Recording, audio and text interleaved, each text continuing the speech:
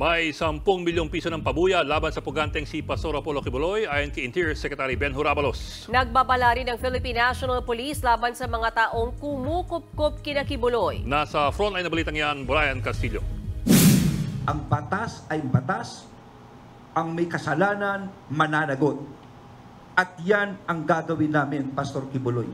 May warat, wala kang kasalanan, sumuko ka. Sumuko ka. Mahirap ba yun? Yan ang hamon ni Interior Secretary Benhur Abalos sa puganteng si Pastor Apollo Kibuloy. Hanggang ngayon, hindi pa rin lumulutang si Kibuloy sa gitna ng mga kinakaharap niyang warrant of arrest dahil sa mga kasong child abuse and exploitation at human trafficking. Para mapabilis ang pagtugis, inanunsyo ni Abalos ang 10 milyong pisong pabuya sa sino mang makapagtuturo sa kinaroroonan ng pastor.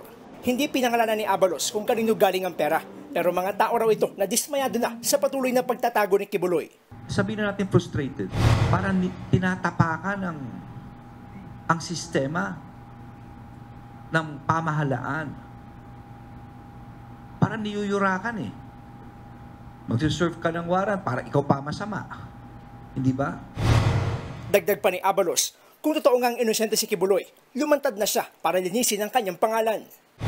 Meron tayong tinatawag na korte, no? Na sumurrender na lang po tayo para matapos na po ito. Harapin po natin ang akusasyon. Wala pang komento ang kampo ni Kibuloy tungkol dito. Bukod naman sa pastor, may tig 1 milyong pisong pabuya na rin para sa ikadarakip ng 5 pang kapwa niya akusado. Yan ay sina Crescente Canada, Pauline Canada, Ingrid Canada, Sylvia Semañez at Jacqueline Roy. Nagbabala naman ang Philippine National Police sa mga nagkukupkop sa mga anil ay pugante. Obstruction of justice. Yun po yung pwedeng ikaso sa mga tao na nagtatago. Kaugnay niyan, pag-aaralan din daw ng pulisya ang posibleng pananagutan ni dating Pangulong Rodrigo Duterte.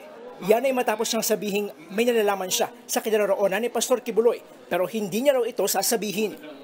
Any statement na nasasabi kung asan yung tao, talagang pinag-aaralan po namin kung talagang papasok po dun sa PD 1829.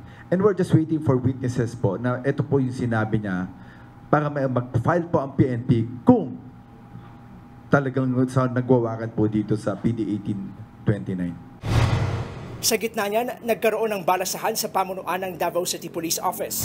Pinalitan ng lahat ng station commanders at officers in charge sa 19 na police station ng Davao City. Paglilinaw naman ng Davao Police, wala itong kinalaman sa paghahanap kay Kibuloy. There's no relation about Kibuloy case, no relation with politics, no relation for any personal reasons. Trabaho lang talaga. Nagbabalita mula sa Frontline, Brian Castillo, News 5. Kinwestiyon ng kampo ni Pastor Apollo Kibuloy ang 10 milyong pisong pabuya na inanunsyo ng DILG. Ayon sa abogado ng pastor na si Attorney Ferdinand Topacio, grossly disproportionate o labis na hindi akma ang reward money para sa mga kasong child abuse and exploitation at human trafficking na hinaharap ni Kibuloy.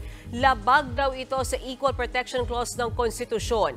Hindi rin daw tama na galing sa mga pribadong individual ang pabuya. Ayon kay Topacio, dapat may memorandum ang reward money at kadalasan daw galing ito sa intelligence funds ng DILG.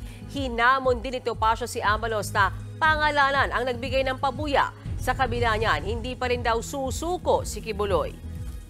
It only shows that there is political persecution. He's being singled out. So why would you surrender to a government that is persecutory? That is the problem with this government. Tira ng tira yung mga opisyal natin. Hindi nakikita ang ramifications ng tinitingnan nila. This administration has become an administration that ignores the rule of law and tramples upon individuals.